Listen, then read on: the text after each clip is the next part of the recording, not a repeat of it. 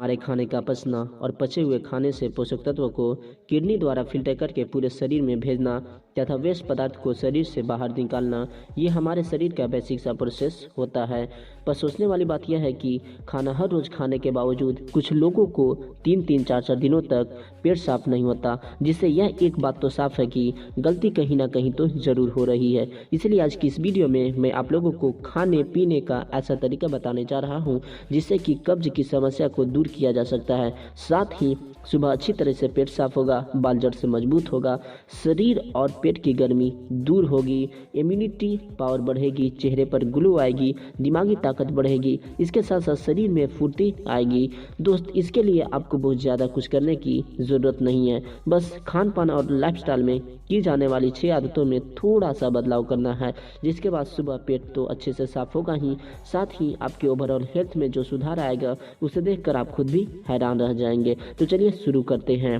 Number 1, सबसे पहले तो आप बाहर की चीज़ों में कब्ज का इलाज ढूंढना बंद करें, क्योंकि आप ऐसा सोचते हैं कि दवा का इस्तेमाल करके इस समस्या से छुटकारा पा सकते हैं, तो आप बिल्कुल गलत सोचते हैं। ऐसा इसलिए क्योंकि कब्ज अपने आप में कोई बीमारी नहीं है, बल्कि यह समस्या अक्सर ही खाने पीने में की जाने वाली गलतियों की वजह से होती है। इसलिए कब्ज की समस्या को दूर करने के लिए तरह तरह के दवाइयों का इस्तेमाल करना सिर्फ और सिर्फ पैसों की बर्बादी है। यहाँ तक कि पेट की समस्या को दूर करने के लिए हर दिन चूरन का इस्तेमाल करना सही नहीं है, क्योंकि ये जबरदस्ती आंतों में कॉन्ट्रैक्शन पैदा करती है, जिससे कि पेट तो साफ हो जाता है, लेकिन इसका हर दिन इस्तेमाल करने की वजह से आंतें कमजोर हो जाती हैं। साथ ही शरीर को भी इसके धीरे धीरे आदत होने लगती है। इसलिए चूरन का इस्तेमाल कभी कभी किया जा सकता है, हर दिन इसका इस्तेमाल बिल्कुल भी ना करना चाहिए। नंबर 2, खाने पीने के तरीके में सुधार करना। दोस्तों, सुबह का नाश्ता, दोपहर का खाना और रात का खाना, तीनों वक्त के खाने में जो सबसे बड़ी गलती होती है वो है सब्जी का इस्तेमाल बहुत कम मात्रा में करना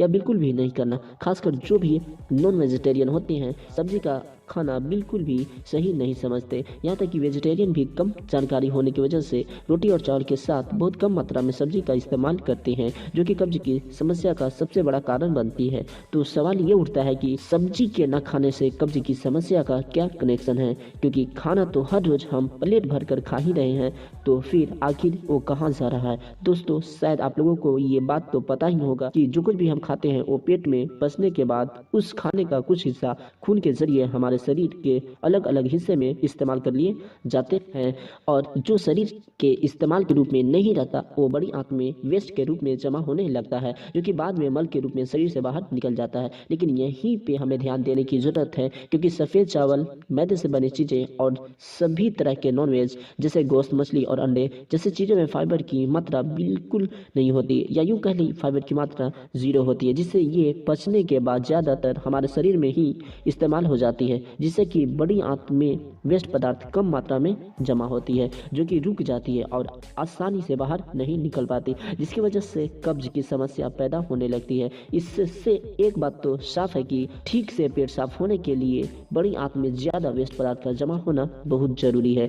ठीक, ऐसा तब होगा जब हम खाने में सब्जियों की मात्रा को ज़्यादा इस्तेमाल करेंगे, क्योंकि सब्जियों और फल में फाइबर की मात्रा ज़्यादा होने की वजह से ये पेट में पचने के बाद थोड़ा शरीर में इस्तेमाल होता है, और जो फाइबर की मात्रा होती है वह पूरी की पूरी बड़ी आंत में आकर जमा हो जाती है। इसलिए खाने में सब्जी की मात्रा जितनी ज़्यादा होती है, बड़ी आंत में वेस्ट पदार्थ उतनी ही ज़्यादा जमा होती है, और जब बड़ी आंत में वेस्ट पदार्थ ज़्यादा जमा होती है तो खुद ब खुद प्रेशर क्रिएट होती है और अगले सुबह पेट आसानी से साफ हो जाती है। नंबर 3, मुझे यह भी पता है कि हर किसी के लिए हर वक्त सब्जी का इस्तेमाल करना पॉसिबल नहीं है, खासकर जो नॉन वेजिटेरियन होते हैं उनके लिए सब्जी का पकाना बहुत ही मुश्किल होता है। तो ऐसे लोग फाइबर की मात्रा को पूरा करने के लिए आप इसबगोल की भूसी का इस्तेमाल कर सकते हैं। इसके लिए आधा गिलास पानी में 2 चम्मच इसबगोल की भूसी को मिक्स कर लें और इसे खाना खाने के आधा घंटा बाद या खाना खाने से आधा घंटा पहले यूज करें। नंबर 4, पानी पीने के तरीके में सुधार करना।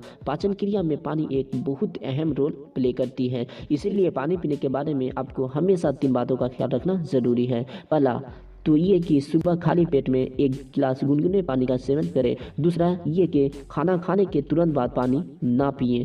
तीसरा ये कि एक सही मात्रा में पानी पीने का कोशिश करें, क्योंकि शरीर में पानी की कमी होने पर कब्ज की समस्या ज़्यादा बढ़ जाती है। इसलिए एक सामान्य व्यक्ति को कम से कम पूरे दिन में 10 गिलास पानी ज़रूर पीना चाहिए। Number 5, physical activities. दोस्तों, शरीर में ब्लड का सर्कुलेशन जितना अच्छा होता है, पाचन उतनी ही अच्छी तरीके से काम करती है। तो इसीलिए आप मेहनत का कोई भी काम कर सकते हैं ताकि आपके शरीर में ब्लड सर्कुलेशन अच्छी से होती रहे। नंबर 6, सोने की आदत में सुधार करना। दोस्तों, नींद का हमारे पाचन में बहुत ही गहरा कनेक्शन होता है और ऐसा इसलिए क्योंकि पूरे दिन हमारा शरीर का इंटरनल ऑर्गन्स खाने को पचाने में मेहनत करता है और जब हम नींद में सोते हैं तो शरीर के अंदर का सभी ऑर्गन जैसे कि किडनी, लीवर और पूरे शरीर अपने आप में रिपेयर होने लगती है। इसलिए आपको हर दिन 7 से 8 घंटा नींद जरूर लेना चाहिए ताकि आपका शरीर अच्छे से रिपेयर हो सके। अगर आप इन टिप्स को अपनाते हैं तो आपके अंदर ऐसा बदलाव आएगा कि आप सोच भी नहीं सकते। अगर इस वीडियो से कुछ भी सीखने को मिला हो ना तो चैनल को सब्सक्राइब करना ना भूलें और वीडियो पसंद आई तो वीडियो को लाइक जरूर करें।